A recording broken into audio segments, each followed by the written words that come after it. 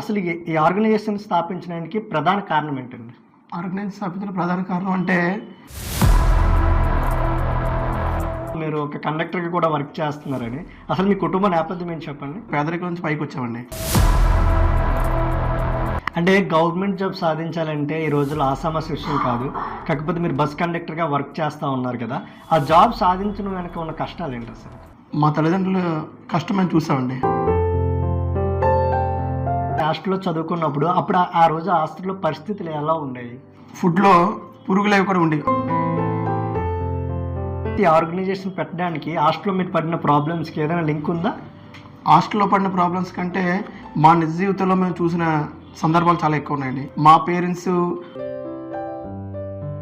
ఇప్పుడంటే phone calls కానీ WhatsApp కానీ అందుబాటులో ఉన్నాయి, సోషల్ మీడియా బాగా డెవలప్ అయింది. అంటే 16 years బ్యాక్ మీరు ఇది పెట్టానన్నారు కదా, ఇది దీన్ని పబ్లిక్లో తీసుకెళ్ళడం కానీ లేదంటే బాధితులకు హెల్ప్ చేసినప్పుడు మీకు ఎటువంటి ఇబ్బందులు ఎదురయ్యాయి? మాకు ఇబ్బందులు అంటే 16 ఏళ్ల మీ ప్రయాణంలో ఎన్ని లక్షల రూపాయల ఆర్థిక సహాయం అందించారు? ఎన్ని వందల మందికి బాధితులకు మీరు అండగా నిలబడ్డారు? 21,45,494 మేము బాధితులకు అందించామండి.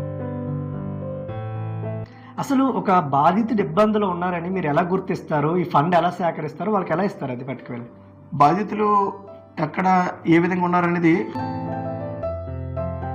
ఈరోజు మీరు ఒక ఆర్గనైజేషన్ పెట్టి స్వచ్ఛందంగా ఓపెన్గా వెళ్తూ ఉన్నారు, కానీ చాలా ఆర్గనైజేషన్స్ మీలాంటివి ఉన్నాయి, డబ్బులు కలెక్ట్ చేసి వాళ్ళు వ్యక్తిగత అవసరాలకు వాడుకుంటున్నారు అని కొన్ని ఫేక్ ఆర్గనైజేషన్స్ వస్తున్నాయి కదా, దాని గురించి ఏం చెప్తారు? వాస్తవానికి ఇప్పుడున్న పరిస్థితుల్లో చాలామంది పబ్లిక్ రెస్పాన్స్ ఎలా ఉంటుంది మీకు? ప్రజెంట్ పబ్లిక్ రెస్పాన్స్ ఏంటంటే అదే ఆ టైంకి వాడు చేశాడు అని తప్ప వాళ్ళు పెద్దగా పట్టించుకోరండి. బేసికల్లీ మీరు కండక్టర్ కదా, అసలు టైం ఎలా ఉంటుందండి యాక్టివిటీస్ ఏం చేయడానికి మీకు? అంటే ప్రభుత్వం నుంచి కానీ ఎవరైనా ప్రజాప్రతినిధులు కానీ ఎటువంటి సహాయం కోరుతున్నారు? మొన్న రీసెంట్గా మేము విజయనగరంలో కార్యక్రమం చేసామండి. పాపం వాళ్ళకి ఇద్దరు పేరెంట్స్ గవర్నమెంట్ ఒక కమిటీ కింద గుర్తించి వాళ్ళకి, ఎందుకంటే మేము చేస్తున్నాం కానీ మా బలం సరిపోవట్లేదు, కానీ గవర్నమెంట్ అనుకుంటే ఎలాంటి వాళ్ళకి చాలా 20 లక్షలు కాదు 30 లక్షల వరకు గవర్నమెంట్ ఖర్చు పెట్టచ్చు. ఈ 16 ఏళ్ల ప్రయాణంలో మోర్ దెన్ 250 మంది పైగా బాధితులకు మీకు తోచిన ఆర్థిక సాయం అందించానన్నారు కదా, అంటే ఈ 250 మంది బాధితుల విషయంలో మీరు బాగా చలించిన సందర్భం ఏదన్నా ఉందా?